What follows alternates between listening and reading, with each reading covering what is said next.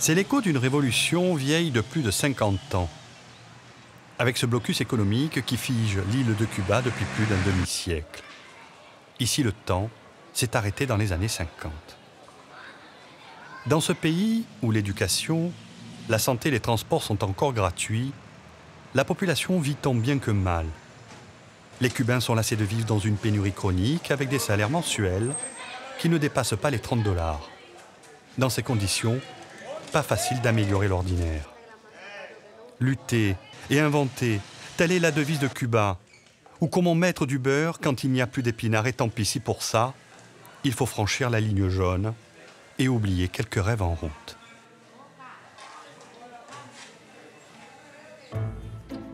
Nous sommes avec Eduardo et sa Pontiac jaune des années 50. Elle avance encore, autant que la Révolution.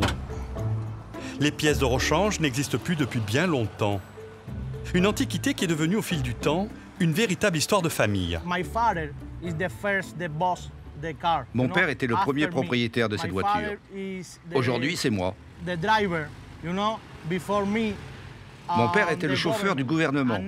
Et maintenant, c'est ma voiture. C'est bien. En plus, elle est d'origine.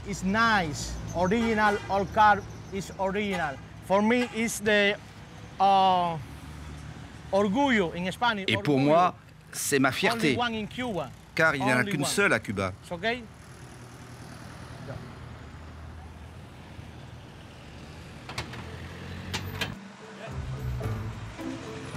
Comme tous les Cubains, Eduardo Migallo a travaillé pour l'État.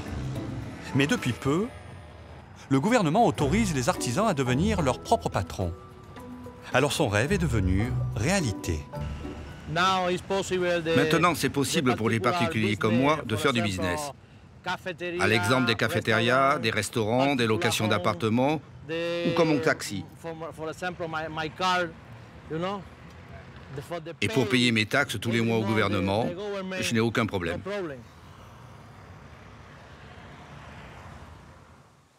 À 2 pas du Malecón, le quartier historique de La Havane avec ses touristes, son marché, sa cathédrale et ses restaurants du peuple réservés exclusivement aux anciens travailleurs méritants. Ici, les repas sont quasiment gratuits. Et avec sa maigre retraite, à 72 ans, l'occasion est bonne pour cette ancienne institutrice de venir s'alimenter. Ici, on a suffisamment pour payer, parce que c'est un restaurant normal pour nos Cubains. Vous savez, ils ne prennent que 5 centimes d'euros. Et en plus, on a des facilités.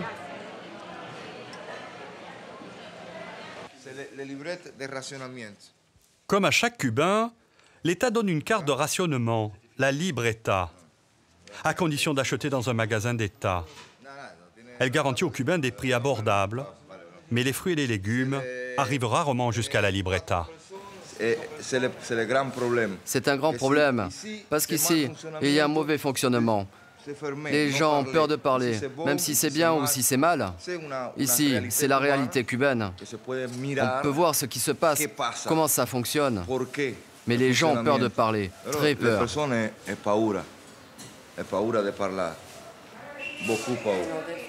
No, está bien, está bien.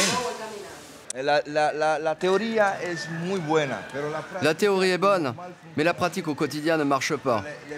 Les personnes défavorisées ont besoin de plus d'unité, de changement, mais de façon progressive, lentement.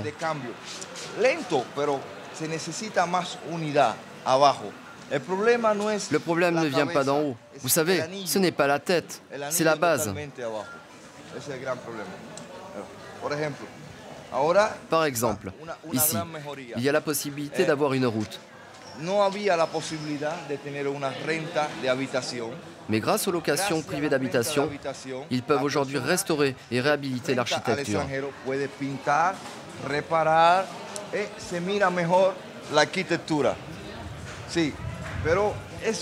Avant, ce n'était pas possible. Maintenant, c'est possible. C'est une grande amélioration. On voit un avancement en comparaison des années passées, comme en 1980 durant la période spéciale. Maintenant, tout change. On doit mettre en avant l'agriculture principalement, car il y a beaucoup de possibilités, de performance, et donc de s'en sortir par le haut.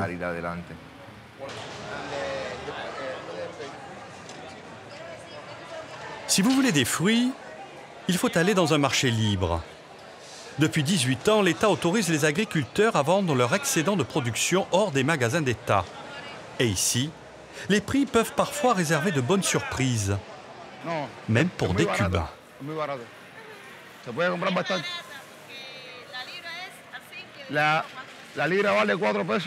La livre 4 pesos.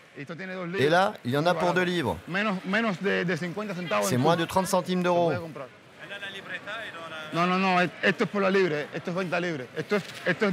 Ça, ce sont des produits de la campagne qui sont amenés à la ville pour que les gens aient accès aux produits locaux. C'est vraiment abordable.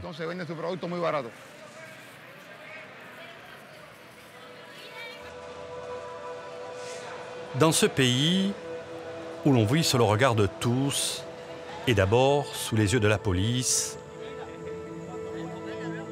où un rien suffit de faire de vous un contre-révolutionnaire, vivre dans la lumière est un luxe que bien peu ont l'occasion de s'offrir. Et pourtant, dans ce pays en pleine mutation, au détour d'une rue, c'est la surprise.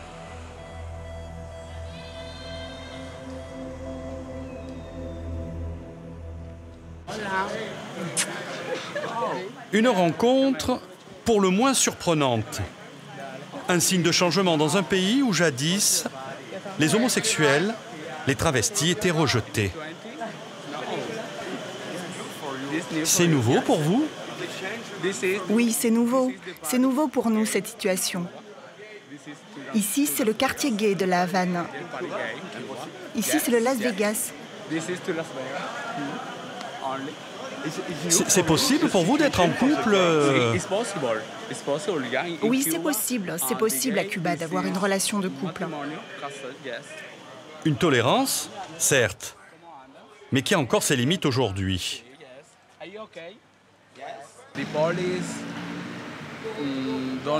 La police n'accepte pas les gays.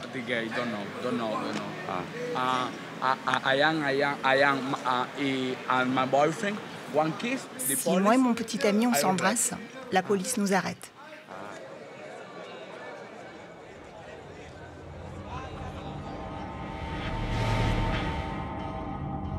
Nous sommes avec l'économiste cubain, le docteur Cordovi. Lui ne décolère pas contre cet embargo qui n'en finit pas. Un blocus contraignant et de plus en plus difficile à supporter.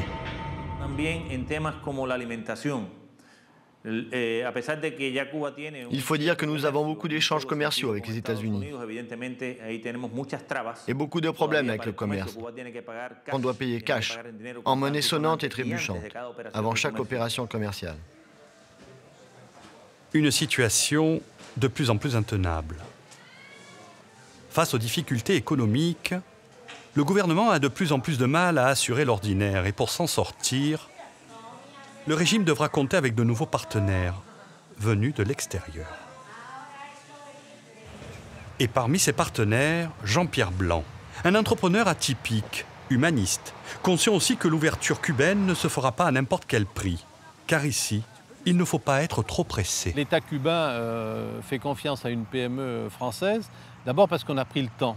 Ça fait plusieurs années que nous venons, chaque année, nous discutons, nous essayons d'examiner les différentes possibilités. Donc beaucoup d'entreprises se seraient désespérées. Nous non, parce que ce qui nous intéresse, c'est de faire un développement avec les hommes qui nous correspondent et dans lequel on s'identifie. Et moi, je trouve qu'ici, les personnalités que nous avons croisées, rencontrées, ont beaucoup de finesse, beaucoup de dignité, beaucoup de qualité intellectuelle. Et nous nous enrichissons en participant à ces programmes de co-développement. Donc, pour moi, c'est vraiment ce travail de fond que nous avons mené qui donne la confiance dans notre travail à la fois technique et à la fois de commercialisation de façon différente.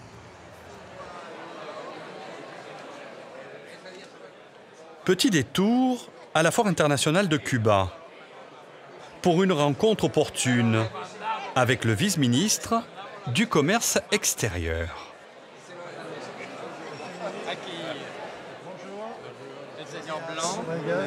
Café Malongo. Ah, Malongo.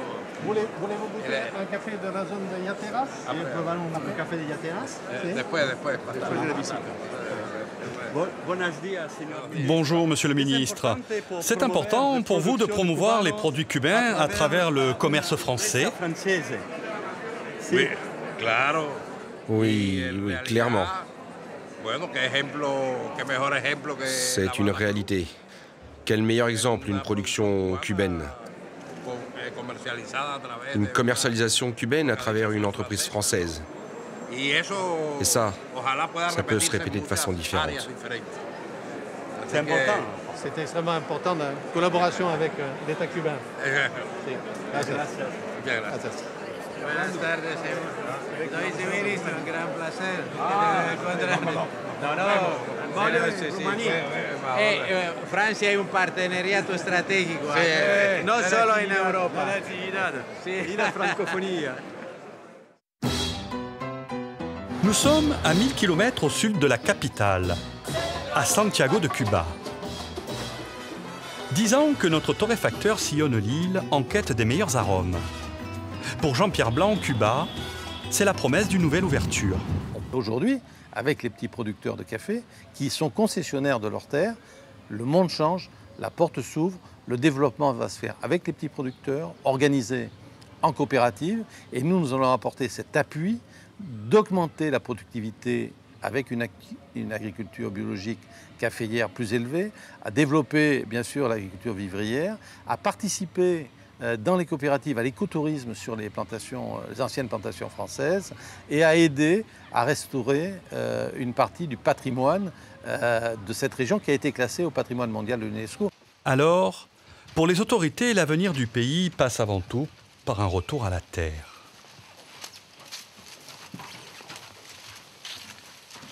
À 72 ans, Ramos Arias fait partie de ces petits producteurs sur lesquels le régime cubain compte pour relancer l'agriculture. Lui n'attend plus rien de l'État. C'est surtout le manque de main-d'œuvre qui l'inquiète, car pour Ramos, la relève risque de ne plus être assurée.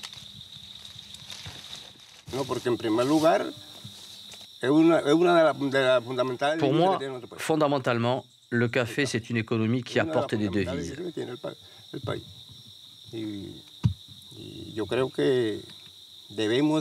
Mais qui demande un vrai savoir-faire. Un savoir-faire qui s'est perdu avec les anciens. Aujourd'hui, l'État essaie de mettre en place des solutions ou des mesures pour relancer la production de café. Está buscando tomar medidas para desarrollar la producción de café. Por aquí. Creo que esta producción se puede aumentar. Fundamentalmente, estamos hablando del café. Y aquí prácticamente el café lo estamos... La production, ce sont nous les vétérans qui la faisons. La juventud no quiere saber, mucho de la juventud no quiere saber lo que... Les jeunes ne veulent rien savoir du travail du café et de l'agriculture.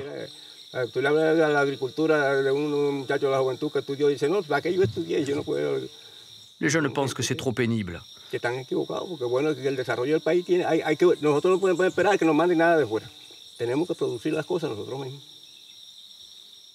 Mais moi, je pense que c'est un mauvais choix et qu'ils sont dans l'erreur. L'État doit prendre des mesures, car l'agriculture ne doit pas être abandonnée. L'agriculture, de toutes les façons, on ne peut pas l'abandonner. Surtout le café. Une crise des vocations que nous confirme cet étudiant de 22 ans qui a quitté sa province pour étudier les langues à l'université de La Havane. Pas de doute, travailler la terre aujourd'hui n'intéresse plus les jeunes. La raison pour laquelle on n'aime pas trop l'agriculture, c'est parce que c'est un travail qui exige beaucoup d'efforts physiques. Je crois que les salaires, à l'heure de payer, il faut avoir un équilibre entre ce qu'on fait et les salaires pour se motiver, pour que la personne ait la motivation de travailler là. Parce que c'est un travail vraiment fort. Et si on n'a pas l'équilibre dans l'économie et les salaires et le travail, ça ne vaut pas la peine. Les jeunes ont tendance à vouloir aller à la ville pour mener une autre vie qui semble plus facile d'un premier abord et qui est beaucoup plus complexe, beaucoup plus difficile, qui amène plus de pauvreté. Et donc peut-être le programme que nous mettons en œuvre, c'est à la fois une idée de faire une agriculture biologique, responsable de l'environnement, avec des qualités de produits très grandes, qui permettent de fixer les jeunes populations dans une modernité rurale. C'est-à-dire que la campagne ne doit plus être quelque chose de ringard, ne doit plus être quelque chose d'archaïque. La campagne aujourd'hui, comme on le voit, nous, le retour au local, le retour à la production de produits de qualité dans les campagnes, eh bien, à Cuba, il faut produire, à mon avis, le même schéma pour que ces jeunes, qui sont tous éduqués, parce que c'est là encore un phénomène assez extraordinaire sur cette île, c'est qu'il n'y a pas un paysan qui n'ait pas le niveau du baccalauréat, et aujourd'hui, tous les jeunes sont formés à l'université. Donc, leur rêve, c'est un rêve extérieur, alors qu'ils ont sous la main à la fois le climat, mais surtout un mode de vie complètement différent, qui, s'ils s'intègrent dans une réalité économique moderne, leur permettront d'aider au développement de leur île. Malgré le maintien des fermes d'État, aujourd'hui la place est cédée aux petits producteurs. Le compte à rebours a commencé. Rien que cette année, c'est plus d'1 million d'hectares en usufruit que le gouvernement a distribué pour relancer l'agriculture. Et ce n'est qu'un début. Alors, dans ces montagnes de la Sierra Maestra, qui a vu naître la Révolution, serions-nous en train d'assister à la disparition progressive de l'économie d'État? Non, pas exactement. C'est le principe de chacun, selon la qualité de travail.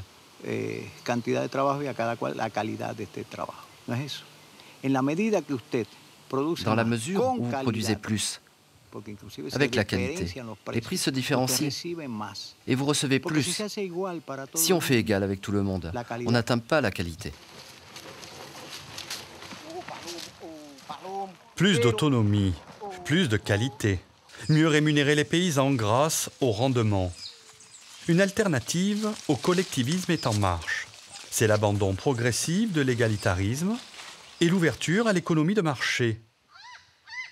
Un moyen peut-être de faire revenir les jeunes à la campagne. L'État garde néanmoins la haute main sur la commercialisation et la distribution de ses produits. La Sierra Maestra, non loin de Guantanamo.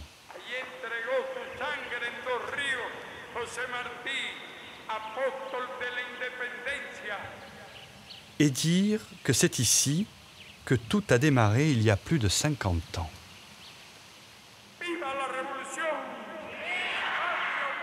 Un écho qui résonne comme un rappel au souvenir et à la mobilisation.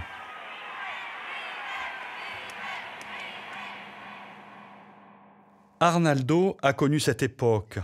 Il était aux côtés de Fidel Castro. Chaque fois qu'il revient sur les lieux, c'est toujours la même émotion. C'est très intéressant de revoir Guantanamo, parce que ce sont mes souvenirs. Souvenirs très lointains, car à l'époque, je n'avais que 21 ans. Je venais tout juste de terminer mes études d'ingénieur des mines aux États-Unis. Ici, il y avait une perforatrice pétrolière. C'était une curiosité. Et les soldats du gouvernement de l'époque venaient de jour pour voir cette machine très novatrice. Chaque jour, il se passait des choses terribles.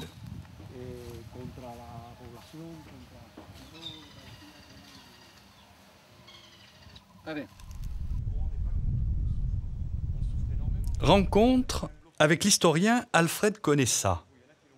Pour lui, le café va permettre, au-delà des échanges économiques, de ressusciter un lien historique entre la France et Cuba.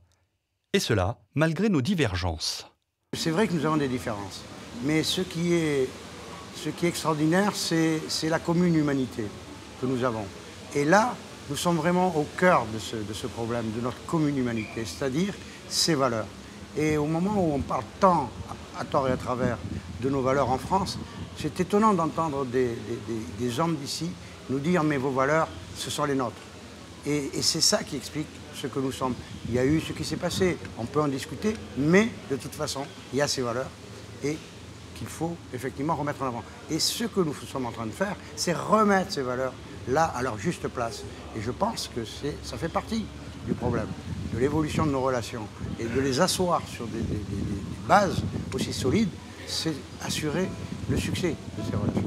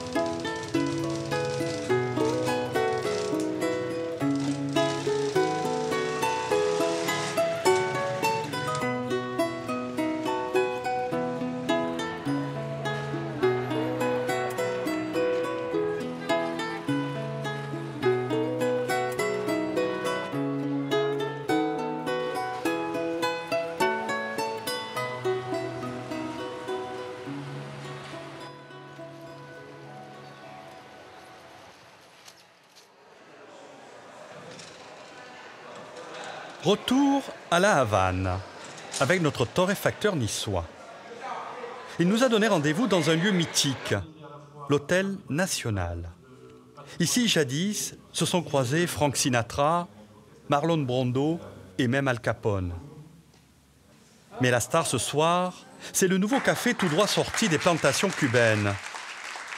Un café qui renoue aujourd'hui avec un passé commercial glorieux entre nos deux pays. Une petite boîte, résultat de plusieurs années de travail entre Malongo et les petits producteurs.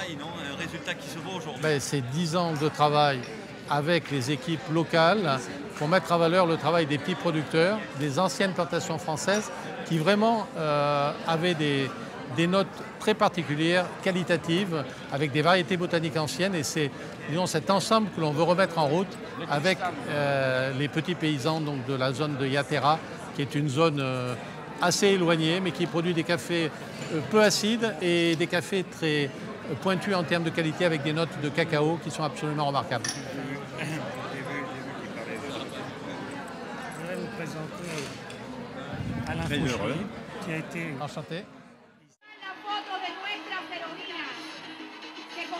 Aujourd'hui, pour le président Raúl Castro, le changement doit se faire dans la continuité. Pour l'heure, la remise en cause du régime castriste n'est pas à l'ordre du jour. De son côté, la population attend une plus grande ouverture, un signe qui permettrait de desserrer un étau qui pèse aujourd'hui sur plus de 11 millions d'habitants. En attendant, les Cubains n'ont pas fini de chanter les louanges de la Révolution.